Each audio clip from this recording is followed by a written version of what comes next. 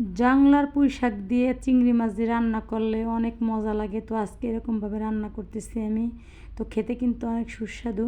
আসসালামু আলাইকুম, আপনারা সবাই কেমন আছেন? আলহামদুলিল্লাহ, আল্লাহর রহমতে আমরা ভালো আছি। তো আমি কিন্তু দুপুরে রান্না করতে চলে আসছি, দেখেন রান্নাঘরে। তো এদিকে কিন্তু আমি ফার্মের মুরগি রান্না করতেছি, আর ওদিকে দেখেন আমি 1 কেজি চিংড়ি মাছ আনছি। মানে এটা আমাদের কুমার নদীর চিংড়ি মাছ।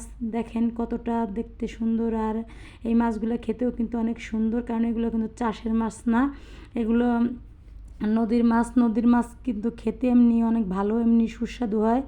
তো যাই হোক, দেখেন আমি 600 টাকা দিয়ে কুচি 1 কেজি চিংড়ি মাছ কিনে আনছি। তো এগুলো কিন্তু ছোট হলেও বাঁচতে কষ্ট হলেও কিন্তু খেতে অনেক মজা। তো দেখেন আমি কিন্তু বড় বড় যেটা সেটা বেছে নিতেছি, কারণ এগুলো দিয়ে আমি জাংলা থেকে যে পুঁই শাকটা ছিঁড়ে আনছি এগুলো দিয়ে রান্না করব। তো আমি কিন্তু একে একে মাছগুলো, চিংড়ি মাছগুলো বেছে নিতেছি, বড় বড় বড় সাইজ যেগুলো। তো এগুলো বেছে নিয়ে আমি এরপরে যে মাথা জোগা, এটাকে আমরা জোগা বলি। তো এই জোগাটা যদি আপনার বেটে দেওয়া যায় তরকারি, তাহলে কিন্তু খেতে অনেক মজা লাগে। তো যাই কিন্তু পাটায় সব মশলা আমি বেটে নিছি। দেখেন আগে কিন্তু আমি শুকনো মরিচ বেটে নিছি। তো এখন সেই জোগাগুলো, মানে চিংড়ি মাছের যে মাথাগুলো আর লেজগুলো আমি এখন বেটে নিতেছি। তো এগুলো বাটা শেষ, আমার সাথে সাথে মশলাও বেটে নেব। তো এরপরে কিন্তু দেখেন আমি সেই কড়াইতে কিন্তু পেঁয়াজ কুচি আর তেল দিয়ে দিছি।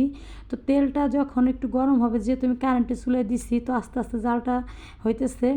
তো এরপরে দেখেন আমি আরও কিছু পেঁয়াজ কুচি দিয়ে দিলাম। তো এরপরে পেঁয়াজটা কিন্তু ভাজা যখন গরম হয়ে আসবে, তখন কিন্তু আদা কাঁচা একটা ভাজা ভাজা হলে আমি কিন্তু আস্তে আস্তে এতে সব মশলাগুলো দিয়ে দেবো। তো যে আমি যে মশলাগুলো আর চিংড়ি মাছগুলো বেটে রাখছিলাম, আর চিংড়ি মাছটা আমি এখন একসাথে সব দিয়ে দিলাম। কারণ এই চিংড়ি মাছটার জোগা যদি আপনি বেটে না দেন, তাহলে কিন্তু চিংড়ি মাছটা খাওয়ার কোনো মজাই আসবে না।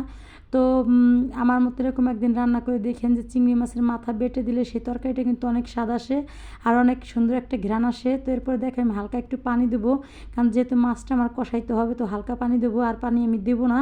আর শাকে যেহেতু পানি গলবে, এর জন্য অল্প পানি দিলেই হয়ে যাবে। তো রান্নাটা কিন্তু আমি অনেক সুস্বাদু হয়েছে। আর রান্না করতে করতে আমি মনে মনে ভাবছি যে আজকের তরকারিটা কিন্তু অনেক মজা হবে। তো গোশের চেয়ে, মানে আমি ফার্মের যে গোশটা রান্না করছি এটা কিন্তু কেউ খাবে না, কারণ এই পুঁই শাকের, এরকম জাংলার পুঁই শাক দিয়ে যদি রান্না করা যায়,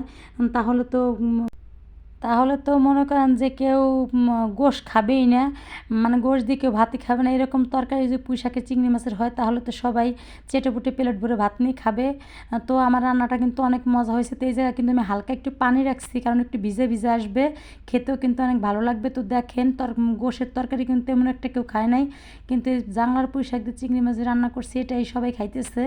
তো আমার কিন্তু অনেক ভালো লাগছে। তো আপনারা যদি ইচ্ছা করেন এরকম নিজের গাছের শাক দিয়ে চিংড়ি মাছ, এরকম নদীর চিংড়ি মাছ দিয়ে রান্না করলে কিন্তু খেতে অনেক সুস্বাদু হয়।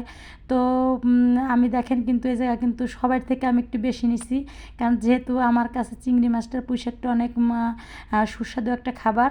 তো এর জন্য আমি সবাইকে একটু কম দিয়ে আমি একটু বেশি নিছি। তো কোনো অবজেকশন নাই যে আমি একটু বেশি খেলেও কেউ কিছু বলবে না, কারণ আমার এটা পছন্দ, খুব প্রিয় একটা খাবার। তো আপনারা সবাই ভালো থাকবেন, আমাদের জন্য দোয়া করবেন। আল্লাহ হাফেজ।